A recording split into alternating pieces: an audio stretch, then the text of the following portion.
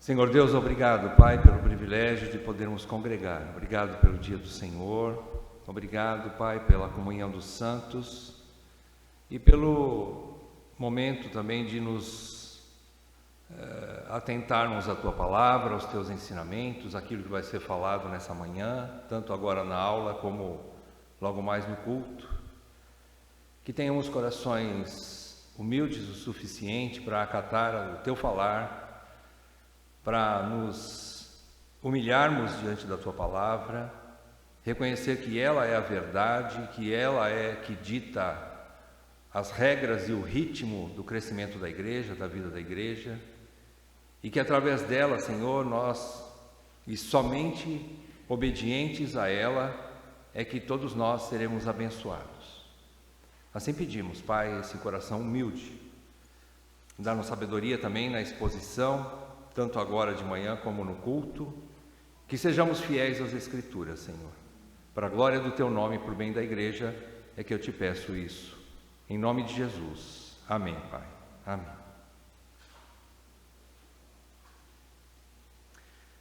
Irmãos, nós vamos dar continuidade àquele tema, que a gente já vem abrindo, já faz um certo tempo, sobre o perigo da divisão na igreja. Chegamos aí à quinta parte desse tema.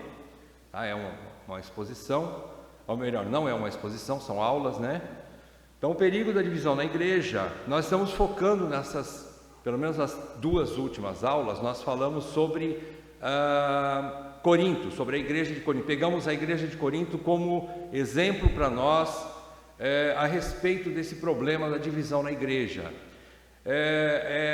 Nós estamos nos baseando, não totalmente, mas boa parte desse estudo sobre a igreja de Corinto, nós estamos nos baseando num livro de Augusto de Nicodemos que leva esse tema, Corinto, uma igreja complicada. Uma exposição do Dr. Augusto de Nicodemos, do capítulo 1 até o capítulo 4 da carta, onde Augusto trata sobre esse problema da divisão. Ele expõe ali os problemas que houve, algumas evidências da divisão, e propõe algum remédio, algum antídoto, para que isso possa ser resolvido. Não nesses 4 capítulos, mas ele propõe no seu livro como que a gente pode lidar com isso na igreja contemporânea, a nossa igreja, na igreja atual. Como é que a gente lida com o problema da divisão dentro da igreja nos nossos dias, que é lógico, está baseado nas Escrituras. Toda cura espiritual só vem do Espírito Santo, que instruiu as suas igrejas ao longo de toda a revelação de Deus, de todos os tempos, nas Escrituras. Tudo que o Espírito Santo falou nas Escrituras nos serve e aplica hoje para nós, e é isso que o Dr. Augusto propõe então. Fizemos um resumo bastante resumido mesmo desse livro, mas eu creio que o essencial que ele falou ali está sendo exposto já nas 2 primeiras aulas passadas, e agora queremos concluir com a graça de Deus. Então, o subtítulo de hoje: e agora? O que fazer? Como é que a gente lida com isso? E agora? Tem jeito para o problema da divisão na igreja? Vamos ver o que o Dr. Augusto fala. Antes disso, a gente vai fazer uma pequena recapitulação para benefício de todos e também daqueles que não estiveram presentes nas últimas aulas, Então, o que nós vimos sobre o problema das divisões em Corinto? O que nós já vimos? Nós vimos que o que nós aprendemos, que pastores e líderes são servos. Pastores e líderes são servos e não patrões, donos e muito menos dominadores de igrejas locais. Nós vimos que tudo que os coríntios, a forma incorreta, antibíblica, que eles olharam para alguns homens, que fez com que criassem dentro da igreja alguns fã-clubes, alguns times, eu torço para Paulo, torço para Apolo, torço para Pedro, e outros torciam para Cristo, Isso Paulo denuncia e diz que não é para ser assim. Então, por quê? Porque eles achavam que, eu fui batizado por fulano, eu fui batizado por ciclano. Então, muitos deles, por causa do batismo de alguma pessoa, se apegava tanto àquela pessoa em detrimento de outras, que também ocupavam o mesmo serviço ministerial. Então não é porque fulano batizou, ele foi instrumento de Deus. Eu fui batizado pelo Paulo Bornelli, não significa que isso coloca o Paulo numa situação especial, irmãos. Entendam isso. Temos todo carinho pelo irmão. Mas se eu me apegar tanto a ele assim, eu posso estar idolatrando. Irmãos, isso não funciona na igreja. Aliás, é um ponto de divisão muitas vezes. Porque nosso coração começa a colocar personalidades até mesmo em detrimento da verdade bíblica. Até mesmo em detrimento de outros parceiros de fulano que estão ocupando a mesma missão, a mesma função e deveriam ser considerados tanto quanto ele. É isso que nós precisamos entender. Então, eles não são patrões, não são donos, não são dominadores de igrejas locais. Segundo ponto que nós aprendemos, líderes verdadeiros. Presta atenção. Líderes verdadeiros não se preocupam com a sua reputação. Líderes verdadeiros não buscam a glória pessoal. Irmãos, o que mais nós temos nos últimos tempos nas igrejas contemporâneas é o tal principalmente agora com eles se autodenominam os próprios apóstolos, novos apóstolos. Pessoas que estão se colocando como se fosse intermediário entre eles e Cristo, entre a membresia da igreja e Cristo. Eles se colocam numa posição onde eles dizem assim: se vocês saírem da minha cobertura espiritual, vocês estão sem Deus. Vocês não conseguem caminhar sem a minha pessoa. Homens não têm o direito de fazer isso. A ponto de Paulo chegar e dizer assim: olha, quem sou eu? Quem é Apolo? Eu semeei, Apolo regou. Mas quem deu o crescimento? Quem deu o crescimento, irmãos? Deus. Então eles não têm direito de se interpor entre a igreja e Cristo. Então os verdadeiros líderes não buscam a glória pessoal, mas sim a glória de Cristo e, em segundo lugar, claro, o bem da igreja. Eles não podem estar focados em si mesmos. Eles precisam olhar para o corpo de Cristo. Eles estão ali por graça. Única e exclusivamente por graça. O que tem vós que não tenhas recebido, diz Paulo? Vocês não receberam de Deus? E se vocês receberam de outro, por que vocês se gloriam, diz Paulo? Capítulo 3. Então é esse problema que também estava vendo. Os líderes verdadeiros, Augusto Nicodemos extrai dos primeiros 4 capítulos de 1 Coríntios, que os líderes verdadeiros não buscam essa glória. Eles brigam pela verdade do Evangelho. Aí nós brigamos. Saiu fora da verdade do Evangelho, a gente briga. Agora não tem problema se chamar a gente. Eu já fui chamado tantas vezes de hipócrita. Irmãos, vocês nem sabem, principalmente depois que houve uma certa reforma dentro da igreja, me colocaram numa posição de hipócrita. Muitos saíram daqui, mas continuaram falando.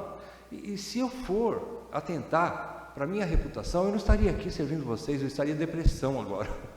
Eu passei por depressão, mas eu não deixei a depressão me vencer. Eu tive que assumir: Senhor, se é comigo a coisa, então eis-me aqui. Eu não vou deixar que as pessoas falem. Aliás, até certo ponto, como não tem razão, né? Porque a gente vive em alguns momentos de hipocrisia, achando algumas situações, mas a gente se arrepende e volta para o nosso devido lugar, nos humilhando diante de Deus, sabendo que Ele é Senhor e eu sou servo. Terceiro ponto, o culto à personalidade, portanto, deve ser combatido. A igreja que não combate isso, ela está caminhando para a extinção. O culto à personalidade, portanto, deve ser combatido e eliminado em prol da unidade da igreja. A igreja é maior do que qualquer pessoa, ainda que seja um apóstolo, que não existe mais hoje. A igreja é maior do que eu, é maior do que qualquer presbítero, diácono ou membro. A igreja é o corpo de Cristo. Eu não sou. Eu sou um simples membro, talvez o pior deles. Então, a unidade da igreja não pode ser negociada, destruída, prejudicada por causa de pessoas. Por último, nós vimos que se for necessário uma divisão, porque Paulo menciona, capítulo 11, versículo 19, ele até diz, olha, é importante que haja divisões entre vós, diferenças entre vós. Para quê? Para que os verdadeiros sejam conhecidos, para que os fiéis sejam conhecidos, os aprovados sejam conhecidos. É importante que haja divisão. Nós precisamos saber quem é quem. Deus é Pai, Deus é luz, e Ele mostra os pecados dos seus filhos, e nós vamos descobrir quem é quem. Mais dia, menos dia, nada ficará oculto diante de Deus. E Deus mostra. Você acha que Ele não está preocupado com o bem da igreja? Você acha que Ele não está preocupado com a sua noiva? É óbvio que sim. E ninguém rouba a glória dele, e muito menos coloca o dedo na menina dos seus olhos. Ninguém põe o dedo na menina dos olhos de Deus. Então, se for necessário uma divisão, no sentido de apartar-se, que seja dos impuros, imorais e desonestos. Olha o texto de 1 Coríntios 5,11, diz assim, mas, olha o texto aqui transcrito, vocês estão conseguindo enxergar aí de trás? Consegue ver bem? Diz assim, mas agora vos escrevo que não vos associeis com alguém que, dizendo-se, presta atenção aqui, aqui, dizendo-se irmão. Por que dizendo-se irmão? Gente que está na igreja, gente que está caminhando no meio do povo de Deus, diz-se irmãos, mas vivem em pecado, vivem em desconformidade, diz que é irmão, filho de Deus, mas não anda conforme o seu pai, que é santo e puro e abomina o pecado. Então são pessoas que dizem irmãos, mas é impuro, avarento, ama o dinheiro mais do que outras coisas, não sabe levar um prejuízo e precisa fazer desonestidades para às vezes ficar em dia com o dinheiro no bolso, idólatra, coloca pessoas no lugar de Deus, isso é idolatria. Qualquer coisa que a gente coloca, trabalho, família, esposa, filho, qualquer coisa que a gente coloca no lugar de Deus, no nosso coração, é idolatria. Eles também não merecem estarmos juntos com ele. Avarento, idólatra, maldizente, pessoa que injustamente fala mal de outras pessoas. Beberrão, pessoa que não sabe o limite da bebida alcoólica. Aí vem o cara e fala assim, mas a Bíblia não proíbe beber vinho, beber bebida alcoólica. Sim, mas ela proíbe, o que ela proíbe? A embriaguez. Embriagou-se, está em pecado. Beberrão ou roubador, quem passa os outros para trás, né? Com esse, olha o que Paulo diz, com esse tal, nem ainda com mais. Irmãos, como nós somos covardes, né? Como que a gente ainda come com gente desse jeito, anda com gente desse jeito? Igual os coríntios ali, Coríntios, porém, olha só, eles preferiram não se apartar dos hipócritas. Você consegue se identificar com essa situação de Corinto? A gente às vezes não se aparta dos hipócritas, dos que estão em pecado, mas a gente prefere criar divisão. Eu prefiro fulano, mas não gosto de ciclano. A pregação de um é mais legal do que a outra. A maneira de um presbítero falar é mais legal do que o outro. Nós somos hipócritas, irmãos. Muitas vezes nós agimos com esse coração. Não temos coragem de nos apartar daqueles que verdadeiramente estão andando em desconformidade com a palavra de Deus. Mas fazer time a gente sabe fazer, né? Fazer divisão. Bom, então o que fazer? Como é que eu lido com isso? Qual é a resposta bíblica para solucionar esse problema? Será que não tem problema para divisão na igreja? Claro que tem. Claro que tem, aleluia, graças a Deus existe um antídoto de Deus para resolver o problema da divisão na igreja.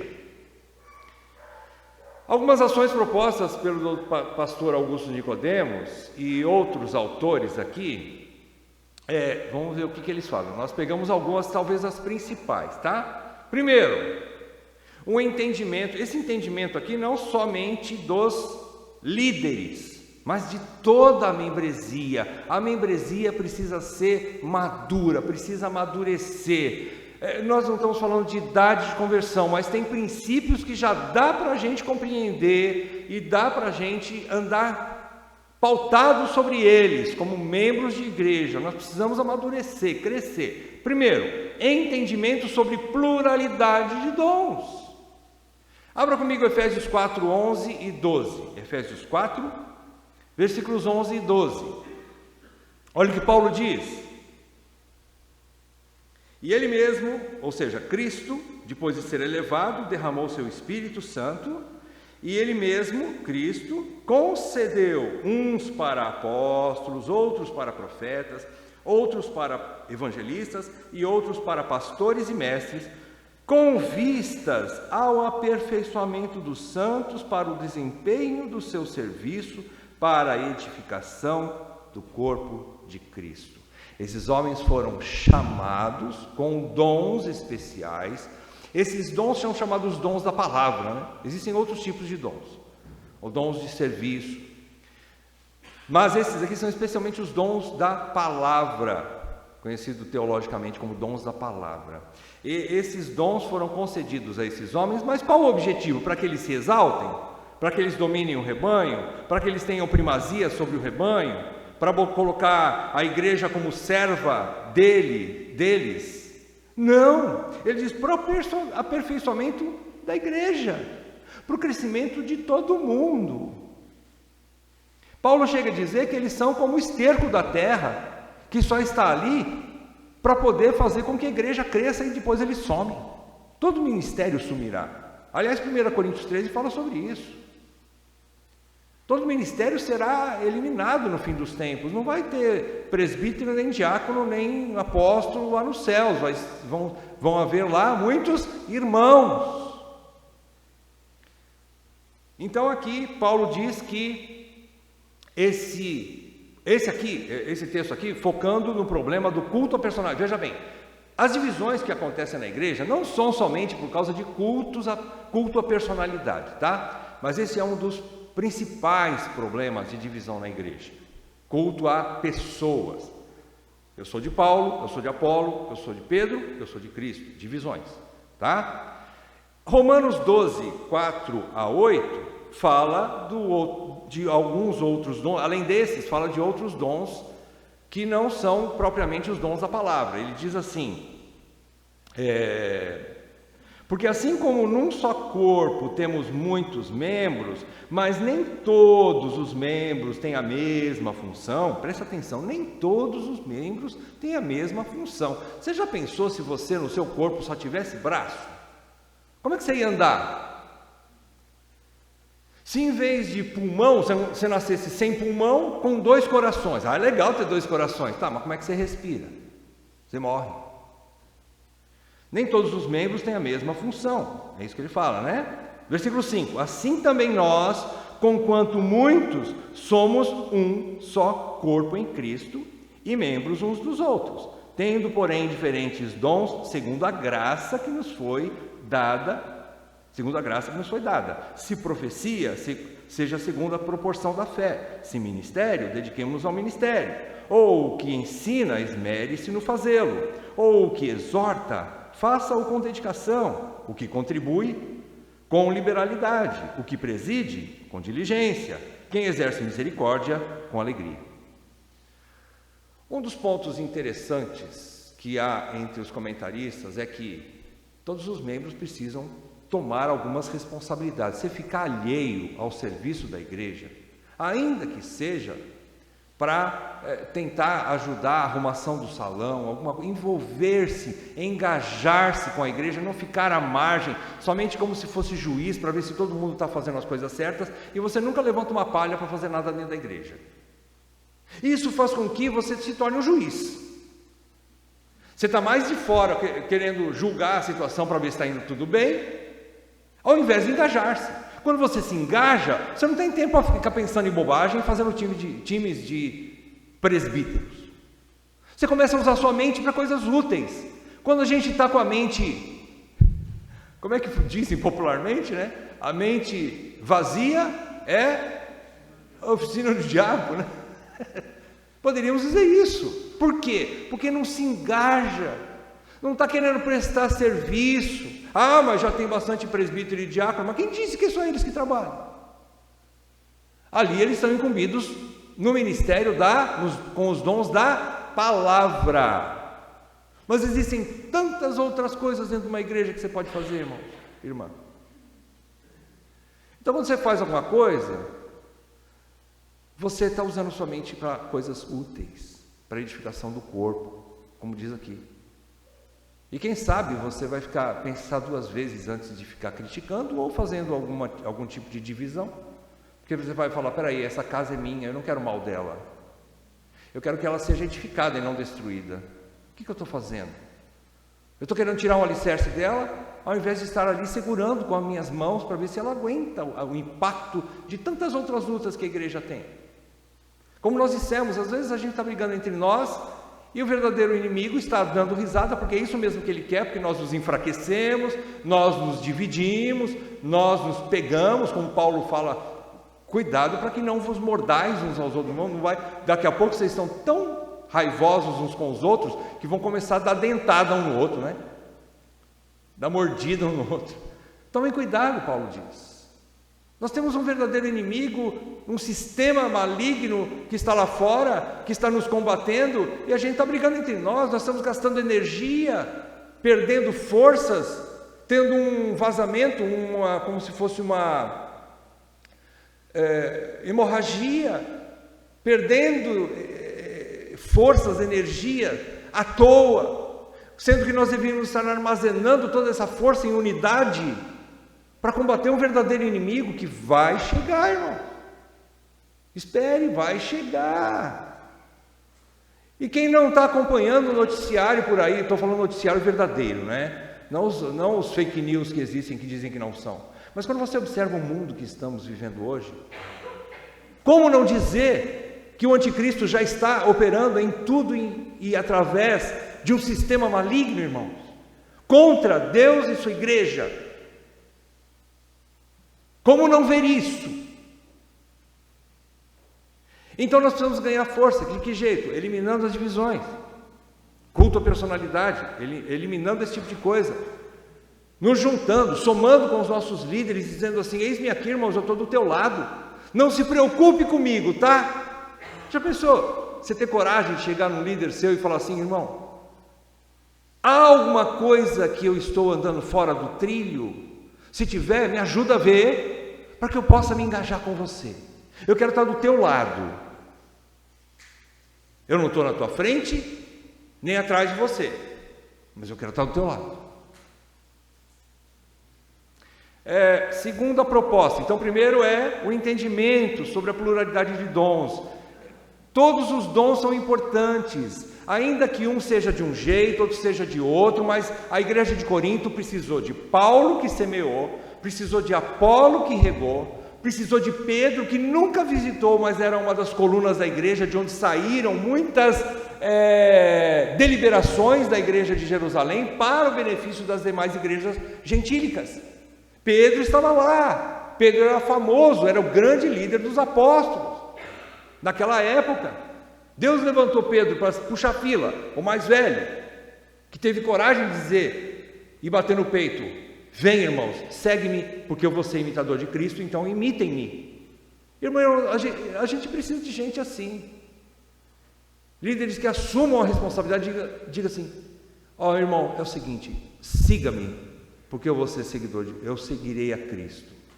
Ele nunca vai dizer assim: eu nunca vou errar, mas ele vai dizer assim: eu assumo essa responsabilidade, eu tomo posse do meu presbitério, do meu diaconato, eu assumo isso, porque Deus me chamou, eu não vou me acovardar, não posso prometer perfeição, mas eu vou fazer o melhor que eu puder para ser exemplo para vocês mais novos.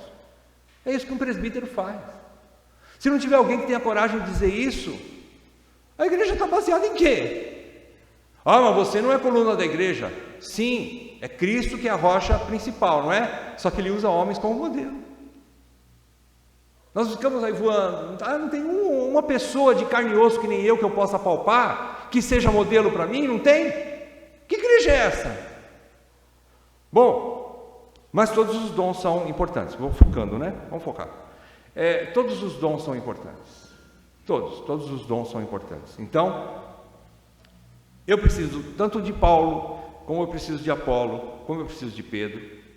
E não vou nem falar de Cristo, né? Segundo, a convicção de chamado, mais qualificação, mais capacitação. Presta atenção, a igreja precisa também entender isso. A igreja precisa guardar isso no seu coração. A importância de nós compreendermos que Deus chama. Ele não coloca ninguém sem que Ele chame. Hebreus 5:4. Alguém poderia ler alto para mim? Bem alto, tá? Hebreus 5:4. Abra lá. Falando sobre o sacerdócio de Arão, o autor de Hebreus menciona esse versículo aí. O que ele diz? Ninguém, pois, toma esta honra para si mesmo, senão quando chamado por Deus, como aconteceu com Arão. Arão não tomou a frente e disse assim: eu sou apóstolo, hein? Me autodenomino. Eu sou sacerdote, hein? Deixa comigo, Deus, eu dou conta. Não. Quem chamou? Quem chamou? Deus. Deus chamou. Deus chama, mas não para aí. Há um chamado. O coração do homem que é chamado sente o desejo de servir? Sim. É um chamado interno que nós chamamos em teologia. Há um chamado, há uma operação do Espírito Santo no meu coração, no coração dos homens que Deus chama. Então existe sim o chamado, mas depois vem a qualificação e a capacitação. Abram em 1 Timóteo 3, 1 e 2. O que é que diz lá? Leiam alto para mim, por gentileza. Fiel é a Palavra. Se alguém aspira ao episcopado, excelente obra almeja. É necessário, portanto, que o bispo seja irrepreensível, esposo de uma só mulher, temperante, sóbrio, modesto, hospitaleiro, apto para ensinar. Teu 2, né? Isso. O que Paulo está ensinando ali a Timóteo? Olha só, veja homens que você, Timóteo, vai ajudá-los para que eles se engajem no ministério, para que eles sejam oficiais dentro de uma igreja, sejam presbíteros, da mesma forma depois os diáconos também, né? Mas ele fala assim, olha para os homens que têm um chamado. Primeiramente ele tem que querer. Não adianta você ver que a pessoa fala bem, conhece bem a Bíblia, estuda bastante, às vezes até alguns têm faculdade de teologia, tem conhecimento, mas não tem o dom. A igreja discerne quem tem o chamado, mas depois do chamado, a pessoa que é chamada, ela não fica de braços cruzados. Eu sou um chamado de Deus, hein? Você não estuda? Não precisa, eu tenho o dom. Mas se você não desenvolver o dom, você não vai servir, não serve para a igreja. Precisa desenvolver, precisa andar, precisa caminhar, precisa fazer alguma coisa, precisa crescer no conhecimento, precisa saber pregar, precisa ter noções, precisa aprender técnicas de hermenêutica, de poder extrair do texto aquilo que ele está falando, não inventar moda a respeito de em cima de um texto. Precisa saber falar, oratória, existem técnicas de oratória. Você precisa saber qual é o seu público-alvo, você precisa ser inteligente para discernir. Eu não estou pregando para universitários, eu estou pregando para gente comum, então eu tenho que baixar para detalhar bem. Tudo isso são técnicas. E quem não aprende isso não está apto. Vejam, só os dons apenas, nem sempre são sinônimos de piedade e aptidão. Segundo ponto, além da preparação de aprender a pregar, aprender a ensinar, aprender a dar uma aula, aprender a fazer uma aula, entender a fidelidade bíblica, como que eu posso ser fiel à palavra de Deus, existe o problema da piedade. Tem gente que tem toda a técnica, mas ele não é piedoso. Ele não sabe lidar com a esposa em casa. Como é que ele trata? A esposa ouviria o sermão dele quando ele prega? E diria: amém, meu marido está capacitado e mais do que isso, ele tem testemunho de vida. Meus filhos, meus irmãos da igreja, será que estão vendo em mim um homem que realmente convive com Deus, anda com Deus, se relaciona com Deus? Então é chamado divino, mais habilitação humana que enquadra qualificação. A qualificação que Paulo diz aqui em 1 Timóteo 3, quanto aos presbíteros, vocês perceberam que fala sobre a pessoa, sobre a pessoa do presbítero. Aí ele não está falando ainda de capacitação, ele está falando de qualificação, é outra coisa. Capacitação você adquire, qualificação, está falando do testemunho de vida dele, se ele é um homem moral, sincero, íntegro ou não, se ele ama a esposa, cuida da esposa, cuida dos filhos, administra bem sua casa, apto a ensinar e outras coisas mais, e se ele não é imoral. Então existe tudo isso, e a igreja precisa entender isso, porque assim ela sabe, às vezes ela está batendo palma para o cara errado. A igreja precisa entender isso. Essas três coisas precisam estar no homem de Deus, não em perfeição ainda, é verdade, mas galgando para chegar lá, para poder ser imitador de Cristo, e poder expressar isso para a igreja.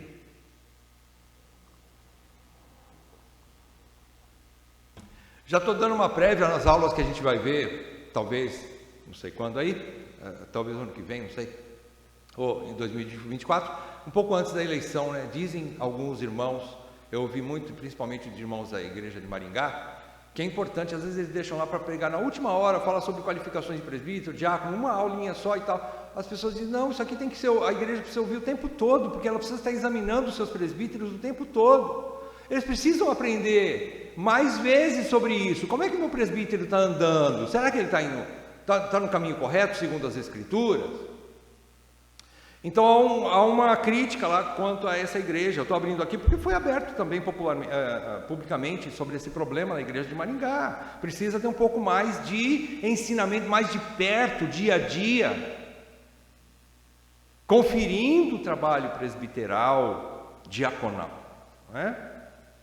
Então nem sempre só o chamado resolve o problema, e nem sempre só a habilitação humana também resolve o problema. As duas coisas têm que andar juntas, ok? E a igreja precisa conhecer isso. Terceiro ponto: fortalecimento da membresia com pregações e ensinos bíblicos. Agora já estamos focando em outro problema que causa divisão dentro da igreja. Sabe qual é? Usos e costumes. O fulano lá foi pregar sem terno, não vou ouvir. A igreja lá que eu estou frequentando agora, as mulheres usam calça comprida. Para mim não serve. Usos e costumes. Às vezes a gente vem de uma igreja, fala sério. Eu já tive conversas com pessoas que vieram de igrejas onde sofreram tanto por períodos longos dentro de um legalismo terrível. E a pessoa sai daquela igreja e fala assim: eu preciso achar uma igreja que seja pelo menos parecida com aquela que eu estava. Irmão, se você viveu no inferno lá dentro, você nunca mais quer saber daquilo. Não que você vai partir para o liberalismo, para a libertinagem, perdão. Não é isso. Mas às vezes a pessoa quer procurar alguma coisa. Na minha igreja que eu estava lá, tinha isso, tinha aquilo. Por que aqui não tem? Ora, aqui não tem porque aqui é uma outra igreja. Você veio para cá para quê? Você se afeiçoou por essa igreja, por quê? Por causa da palavra. Então sinta-se bem, irmão. Muitas coisas que você teve lá, se Deus quiser, nunca vai ter aqui. As pessoas às vezes perguntando: nossa, era tão legal quando fazia isso, fazia aquilo. Irmão, então por que você saiu de lá? Por quê? Se era legal, fica lá. Mas lá não tem alimento. Então tá bom, então você procurou a coisa certa. Você precisa mais de alimento do que usos e costumes. Usos e costumes não salvam ninguém, não edifica a igreja, mas a palavra sim. Então se você está comendo bem, sinta-se satisfeito com isso. Isso é crescimento para a igreja, como diz lá em Romanos 14, 1 a 6. Veja lá, Romanos 14, de 1 a 6, diz assim, quer ver? Acolhei ao que é débil na fé, não porém para discutir opiniões. Um crê que de tudo pode comer, mas o débil come legumes. Quem come, não despreza o que não come, e quem não come, não julgue o que come, porque Deus o acolheu. Quem és tu que julgas o servo alheio? Para o seu próprio Senhor está em pé ou cai, mas estará em pé, porque o Senhor é poderoso para o suster. Um faz diferença entre dia e dia, outro julga iguais todos os dias. Cada um tem a opinião, presta atenção nessa declaração de Paulo. Cada um, você quer ler comigo? Vamos ler juntos? Olha lá. Cada um tenha opinião bem definida em sua própria mente. Se você não gosta de usar calça comprida, gosta de usar só vestido e saia, use, irmã, não tem problema, mas não julgue a outra que usa. Se você não gosta de usar batom, passar sombra nos seus olhos, alguma coisa parecida, não passe, mas não julgue aquela que usa. Irmãos, nós estudamos isso, procura lá um estudo sobre esse trecho, capítulo 14, nós fizemos a exposição mais detalhada sobre o problema do que é. Procure no nosso site, da ICCG, você vai encontrar essa aula e vai estar lá, você vai ver essa pregação. Nós pudemos expor lá com muita alegria, baseado nos nossos mestres comentaristas. Eles nos ensinaram uma coisa muito importante: existem coisas que são morais, existem coisas que são imorais e existem coisas que são amorais. Vocês se lembram disso? Moral é o que nós devemos praticar como crente, são coisas lícitas. Imoral é o que nunca nós deveríamos praticar como crentes, imoralidades. Amoral, tanto faz. Se eu praticar ou não praticar, não vai trazer benefício, crescimento, não vai afetar a minha fé, não vai afetar meu relacionamento com Deus. Eu não posso comer carne na sexta-feira santa. Eu não coma. Mas se o outro comer, não julgue, porque isso não vai fazer a pessoa mais ou menos santa. Não vai. Não é o que come, não é o que não come, não é o dia, não é o deixar de ter dia. Não é o que veste, o que não veste, desde que não seja moral, Falando da vestimenta, lógico, não vai vir aqui com aquilo que o Nicodemos fala, Tem a saia, a mini saia e a menor de todas, sabe como é que chama? Para que saia? Está quase tudo exposto. Para que saia? Isso é imoral. Isso nem deveria ser pensado para uma mulher cristã. Estou dando um exemplo, Isso é imoralidade. Então tem coisas que não vão interferir na minha caminhada com Cristo. São as coisas amorais. Todas as coisas me são lícitas, mas nem todas convêm, Todas as coisas me são lícitas, mas eu não me deixarei dominar com nenhuma delas. Por que é importante o crescimento aqui que eu estou usando esse texto? O texto de Efésios, daqui a pouco a gente chega lá. Sobre usos e costumes. Porque às vezes a pessoa fica tão focada nos usos e costumes que não cresce nunca. Não desenvolve. Hoje você pode ter alguns problemas. O pregador vai pregar lá sem paletó. Então eu não vou dar ouvidos para ele. Amanhã você cresce e você vai... por que eu pensava isso, Que bobagem. Que bobagem. Não é a maneira com que ele se comporta. É lógico que ele não está peladão lá na frente pregando, Mas ele está comportando-se adequadamente. Desculpa o extremo aí, Tem hora que a gente passa um pouquinho do limite, perdão. Mas a pessoa está lá de maneira digna, ela está ali de maneira coerente, de maneira correta, moralmente se apresentando adequadamente. Então não é um terno ou não que vai deixar de... O importante é que ele sai da boca dele, o importante é o que ele está pregando, é a fidelidade dele às Escrituras, é isso que importa.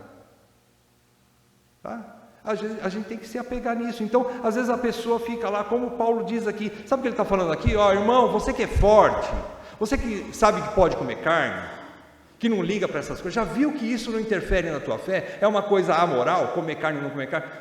Mas você come carne? Paulo não está dizendo assim, então deixa de comer carne porque você está perto de alguém que é fraquinho, para não escandalizar. Em algumas situações, sim, ele até fala isso. Mas também aquele que é fraquinho, não fica fraquinho o tempo todo. Cresce, meu irmão, minha irmã. Ele está falando aqui, não julgue. Quem come, não despreze o que não come.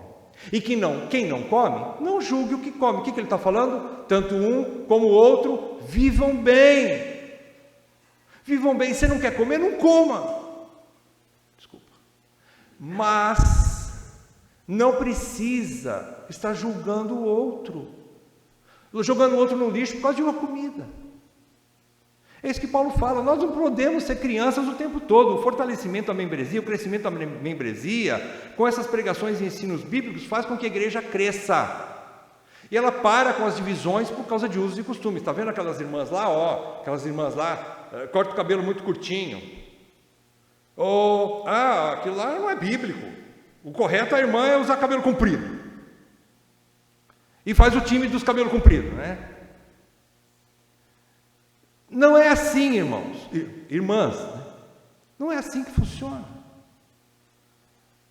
Precisa crescer, gente, naquilo que é bíblico. Efésios 4, 13 a 16, Efésios 4, de 13 a 16. Paulo agora, no complemento daquele texto que a gente falou, agora ele vai mostrar o envolvimento, o engajamento, né? Por causa do crescimento de todos os membros. Olha só, ele diz assim, até que todos cheguemos à unidade da fé e do pleno conhecimento do Filho de Deus, à perfeita varonilidade. O que Paulo está querendo dizer aqui? Todos os irmãos têm que crescer, não são só os ministros. Toda a igreja precisa crescer e parar com essas bobagens e divisões. Parar de julgar pessoas por causa de coisas amorais, que tanto faz como tanto fez. Isso não impede a piedade daquela irmã, daquele irmão. Você precisa crescer, a igreja não pode ficar andando em ovos, porque fulaninho, fulaninha, ele não cresce, ele qualquer coisinha que eu faço aqui, eu posso ferir o irmãozinho, a irmãzinha, e a gente nem anda direito, fica engessado, né? Eu não posso falar nada, senão eu vou ferir aquele irmãozinho, aquela irmãzinha, tão dodói que ela é. Não, a igreja de Cristo cresce normalmente, todos os filhos crescem normalmente, a não ser que sejam anormais.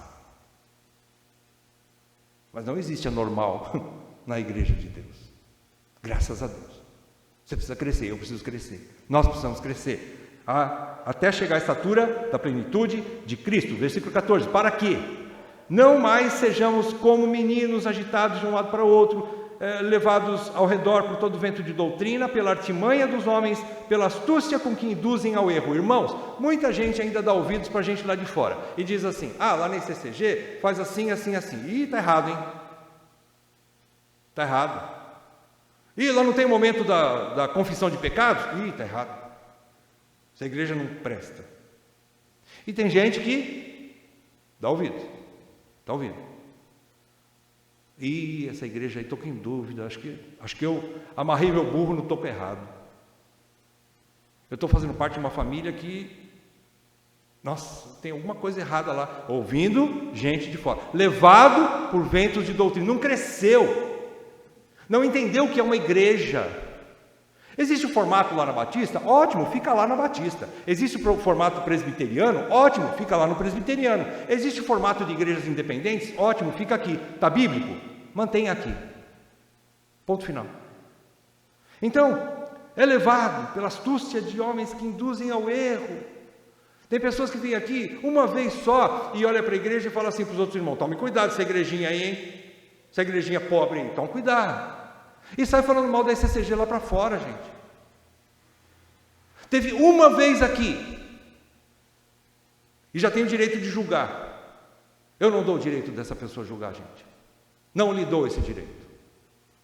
Caminha com a gente uns 2 ou 3 anos, aí você vai dizer se está certo ou se está errado. Aí você tem o direito de falar qualquer coisa.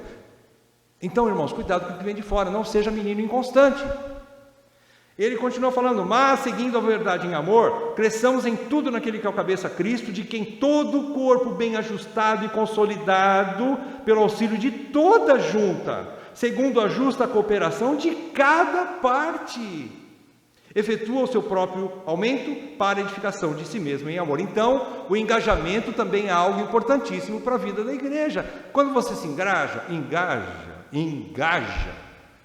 você se envolve com a igreja para fazer qualquer serviço, seja para dar aula, seja para servir café, seja para limpeza, seja para pregar, seja para orar, seja para qualquer outra coisa. Você está sendo útil, você se sente parte daquilo. Você se sente propriedade e proprietário daquilo. Então o que você faz? Você vai querer o melhor para aquela igreja. E a gente também cresce entendendo que existem picuinhas aí, que as pessoas querem criar divisão e que não faz sentido. E você começa junto com os presbíteros, com os diáconos, a combater essas coisas. Fala para o irmão, irmão, peraí, você não está entendendo nada. A igreja precisa de homens e mulheres assim também, corajosos. Cheguem os irmãos e exortem-se mutuamente. E cheguem e falam assim, por que você está pensando desse jeito? Você não entendeu, meu irmão, minha irmã. Então, esse fortalecimento da membresia, irmãos, isso é importantíssimo para preservar a unidade do Espírito no vínculo da paz. O crescimento espiritual de toda a membresia, porque geralmente as pessoas incautas que não crescem são as que acabam criando divisão, em algum sentido, né? Por último, os nossos mestres aqui ensinam o seguinte, a mais importante de todas, eles dizem aqui: oração constante por transformação de mentes e corações, buscando avivamento. Vocês sabiam, não sei se você sabe, mas a ICCG tem um dia de oração. Não é bem um dia por mês, né? Não me lembro agora, é cada 21 dias, né? Cada 3 semanas, né? Não é muito. E nós temos uma frequência muito baixa. O Dr. Hernandes Dias Lopes diz que a igreja que não ora não tem poder nenhum. Da mesma forma, o crente que não ora não tem poder nenhum. Muitas vezes as nossas aulas e pregações aqui carregam muito mais horário de tempo de preparo em oração do que em pesquisa. A pesquisa faz parte, eu já falei aqui, é importante a capacitação, né? Mas ela não é tudo. O tempo de oração é onde nós nos entregamos nas mãos de Deus para dizer assim: Senhor, eis-me aqui, usa-me para a tua glória e para o bem dos meus irmãos, para alimento da igreja, para que haja realmente edificação, Senhor, porque eu sei que o que sai do meu coração não presta, mas o que vem de ti, Senhor, é o que faz com que a igreja seja transformada, é o que faz com que os meus irmãos cresçam. Quando você ora, você liga o céu com a terra. Quando você ora, você está colocando o Espírito Santo na sua frente. Todas as ações no livro de Atos que moveram o crescimento da igreja primitiva, se você estudar o livro de Atos, Lucas relata que sempre teve oração antes de alguma coisa acontecer. Pentecostes, eles estavam orando dentro de uma casa, o Espírito Santo desceu.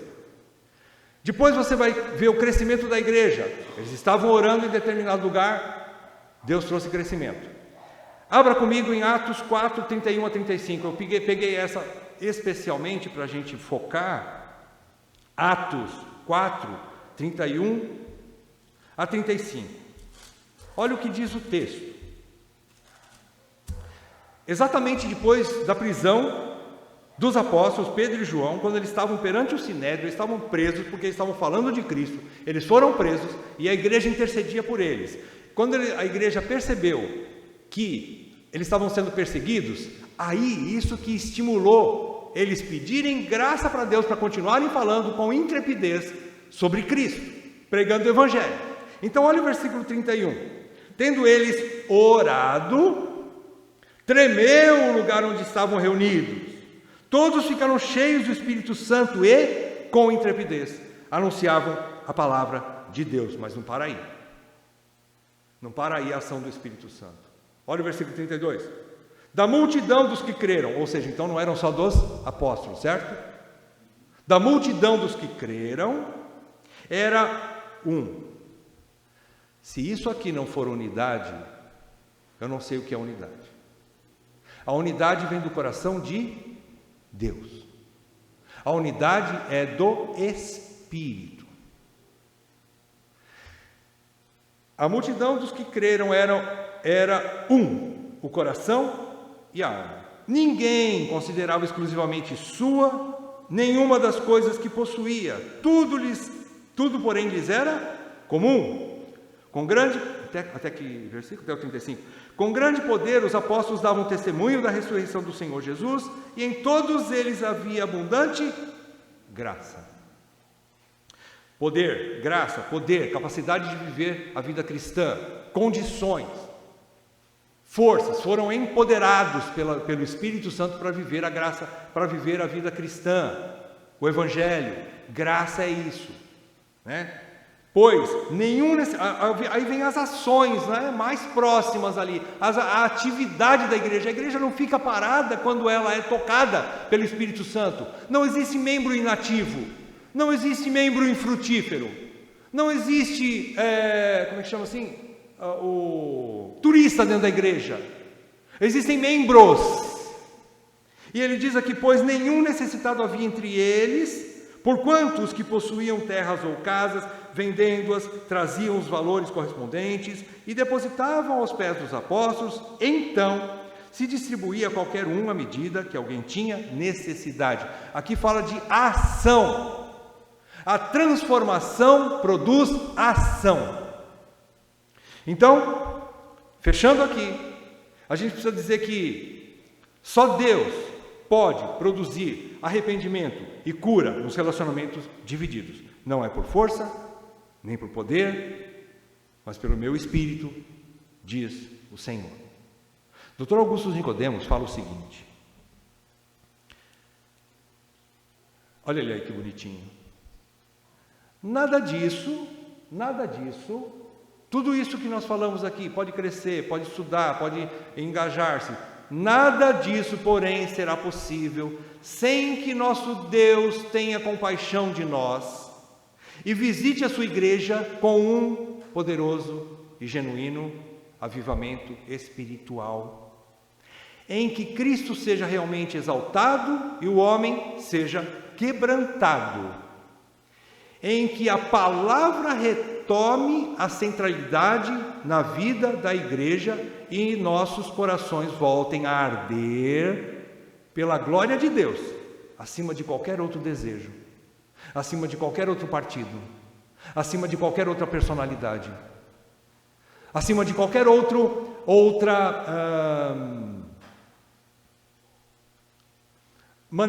coisa que eu prefiro, preferência pessoal, acima de qualquer preferência pessoal. A glória de Deus, acima de tudo. Quando a igreja chega nessa maturidade, cessam-se as divisões. Eles buscam a unidade, custe o que custar. Se for para eu ter prejuízo, irmão e irmã, para ter unidade com você, eu prefiro o prejuízo do que ter divisão com você, ter ressentimento com você, ou deixar você ressentido. Eles amadurecem. É isso que nós queremos. Por isso precisamos de muita oração. Sem oração, nós não vamos sair do lugar. Vamos ficar só pregando aqui, ensinando várias vezes. Vai passar ano, entra ano, vão voltar, falar as mesmas coisas para vocês. E nós não vamos deixar de ter problemas de divisão na igreja. Mas quando nós clamamos ao Senhor, Ele toma a frente. E se, como diz Ele, o Senhor, agindo eu, quem impedirá? Vamos orar? Senhor, nós pedimos, Senhor, como nós ouvimos aqui dos nossos mestres, Senhor, que o Senhor haja no nosso pequeno rebanho, prevenindo ou eliminando qualquer tipo de divisão que haja no nosso meio. Opera, Senhor, começando o quebrantamento desde o mais velho até o mais novo dessa igreja, Senhor. Opera, Senhor, trazendo avivamento em nós, Senhor, através da obra soberana do Teu Espírito Santo, pois sem Ti nada podemos. Sem a Tua ação, Senhor, o nosso ensino é vazio e facilmente deixado de lado. Mas quando o Senhor age nos corações, Há quebrantamento para cura. É isso que nós queremos, que nós sejamos curados, Senhor. Sarados de todo o nosso ressentimento, se há isso no nosso meio, Senhor, tira em nome de Jesus. Livra-nos de toda divisão e preserva-nos na unidade do Teu Espírito. É o que nós te pedimos em nome de Jesus. Amém, Pai. Amém.